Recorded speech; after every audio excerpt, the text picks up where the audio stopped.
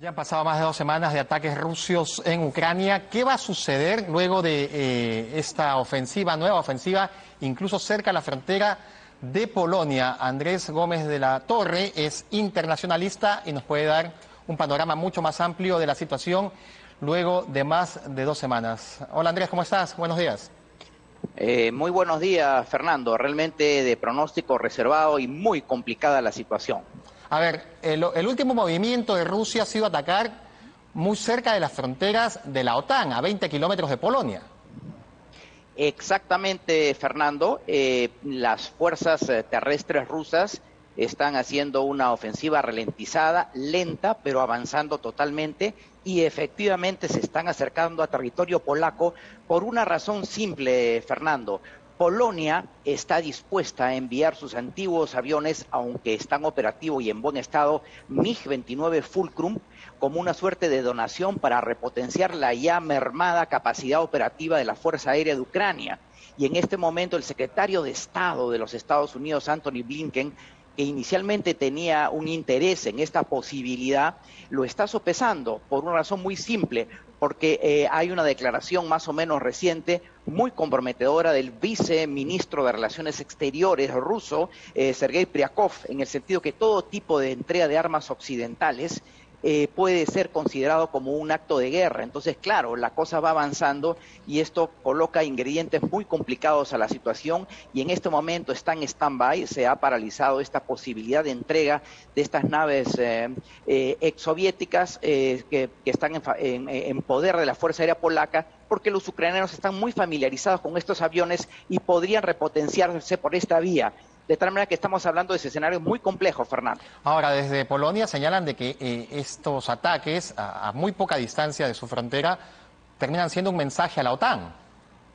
Totalmente de acuerdo, Fernando, totalmente de acuerdo. Y déjame decirte que ayer ha habido una teleconferencia entre el presidente Putin, el presidente Macron y el líder alemán, primer canciller Olaf Scholz, y se ha deslizado por parte de medios franceses en París que se ha notado, se habría notado en esta conversación larga, esta teleconferencia, a un Putin muy duro, muy duro, que está estableciendo condiciones muy fuertes de negociación.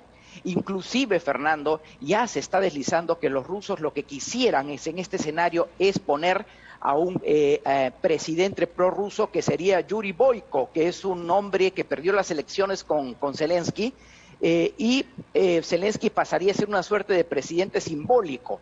Entonces ya estamos hablando de condiciones pues maximalistas, muy complejas, que lo único que hacen es agravar la situación. Bueno, no va a negociar Putin por lo que ha mostrado hasta este momento, incluso poniendo condiciones bastante duras para dejar el ataque, como por ejemplo la declaración de independencia de las regiones separatistas, con lo cual se anotaría un triunfo en su búsqueda de minimizar la posibilidad de Ucrania de ingresar a la OTAN.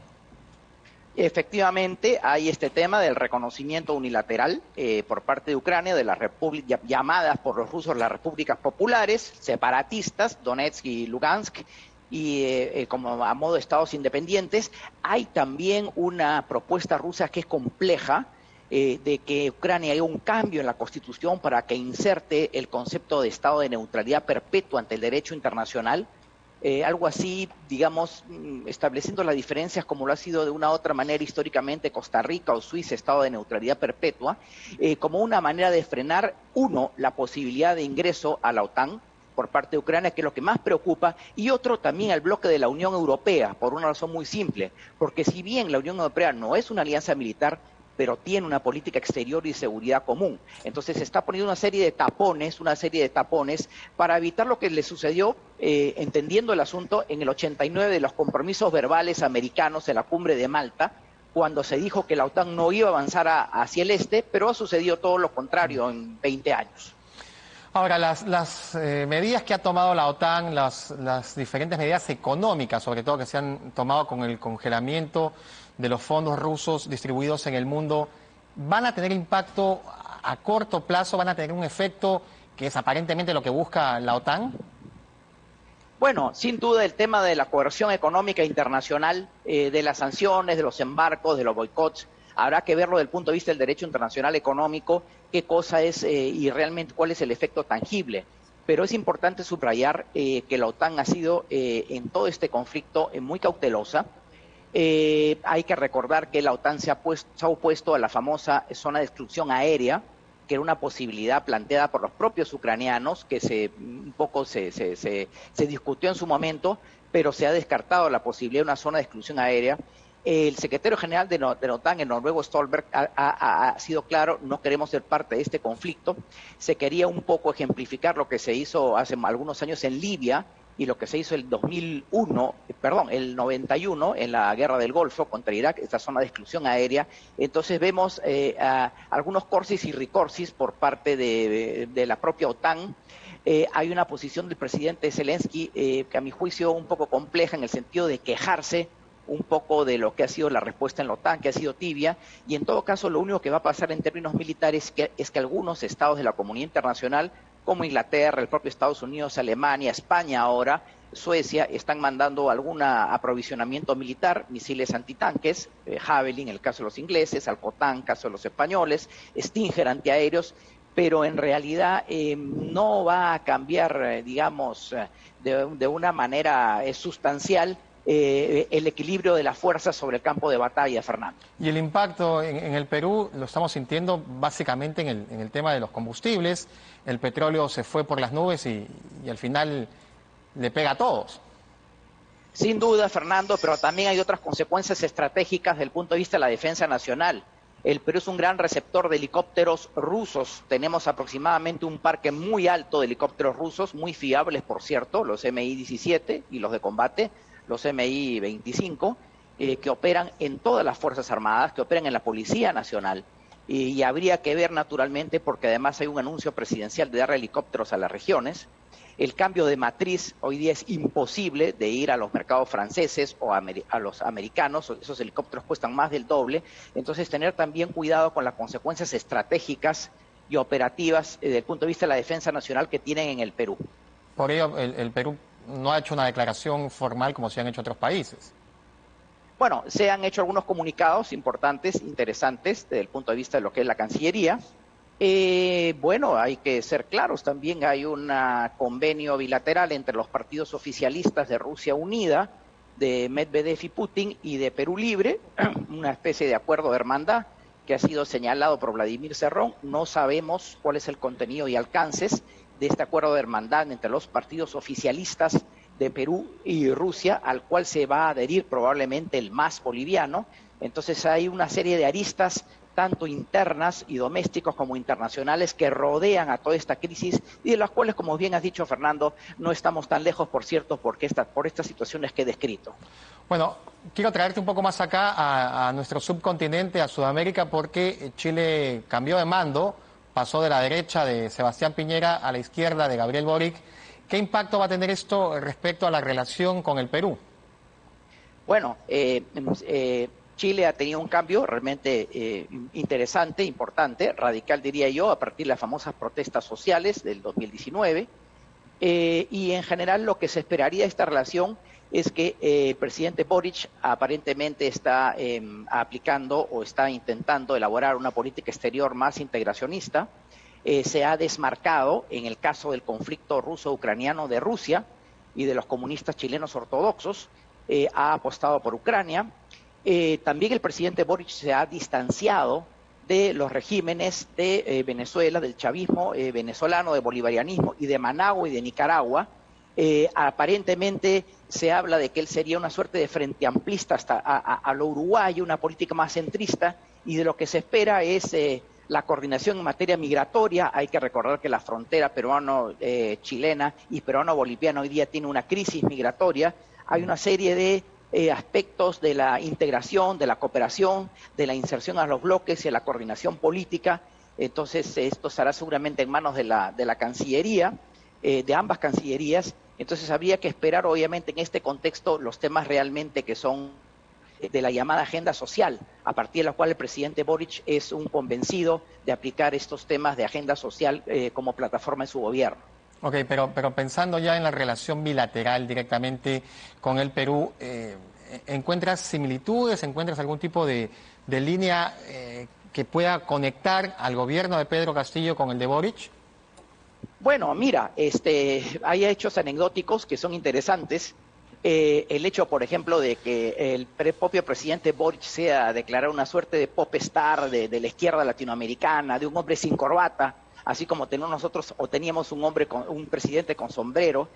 Entonces parece que va a delinear una especie de socialismo más atemperado, no tan radical. Por ahí podría conectarse, sin duda. Hay que ver también cuáles son estos puntos de la llamada agenda social, cómo se puede cooperar en términos de seguridad también, como repito, hay un tema ahí que es la crisis migratoria, el tema venezolano, y será muy bueno analizar cuáles son las posiciones de ambos países respecto a terceros estados también. Hay una tendencia en América Latina en general de estos gobiernos de izquierda, unos más radical, otros menos radical. Bueno, veremos cómo se van alineando y veremos si estos gestos del presidente Boric se condicen con su política exterior.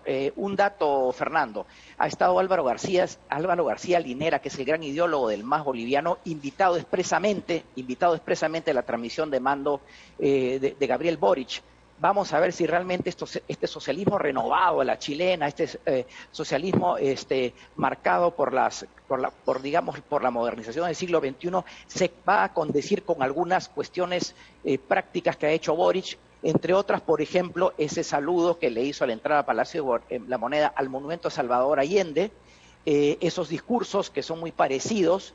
Entonces vamos a ver si va de una izquierda más radical a una izquierda más atemperada, y ahí podría conectar eventualmente cómo se desarrolle la situación política en el gobierno del Perú. Ahora, él ha hecho una promesa de tener muñeca migratoria en cuanto a la migración irregular que hubo sobre Chile en los últimos años, marcada por Venezuela, sí, en el último tramo, pero hay una migración importante de peruanos también de los últimos 10 años que no están en condiciones regulares en Chile. ¿Qué tanto podría favorecer esta promesa de Boric para que peruanos que viven en Chile ya bastante tiempo puedan acceder a una regularización? Sí, efectivamente, hay una cantidad importante de peruanos, la comunidad ya es bastante grande.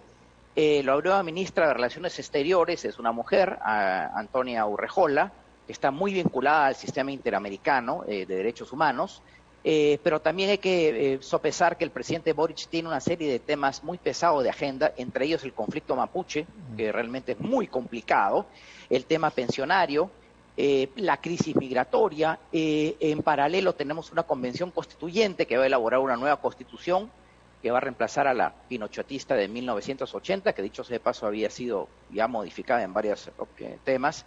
Entonces realmente yo creo que hay una densidad de temas de la nueva administración chilena, que habría que ver cuál es el nivel de prioridades que se le da a la política exterior, sobre todo con los países vecinos, ¿no? ¿Qué te pareció la participación del presidente Pedro Castillo en los eventos oficiales? Bueno, ¿qué te puedo decir? Yo creo que en algunos casos hay que tener mucho cuidado con lo que se dice y las palabras del presidente para no cometer ciertos errores, y para eso están los asesores presidenciales, para preparar al presidente, hacerle un briefing. Para eso están la Cancillería, los servicios de inteligencia, para preparar al detalle, para saber qué terreno pisa, cuáles son las condiciones en las cuales va a visitar ese país, para que no pueda cometer y no deba cometer estos errores, estas gafes que a veces, digamos, dejan un poco mal parado a las autoridades del más alto nivel. Bien, perfecto. Entonces, el panorama en Ucrania, el panorama en Chile. Muchas gracias, Andrés, por esta participación esta mañana en Canal N. Encantado y muy buenos días, Fernando. Muchas gracias. Bien, entonces, ahí está el panorama internacional respecto a lo que sucede con la guerra en Rusia y Ucrania, y también con la toma de mando del presidente Boric en Chile.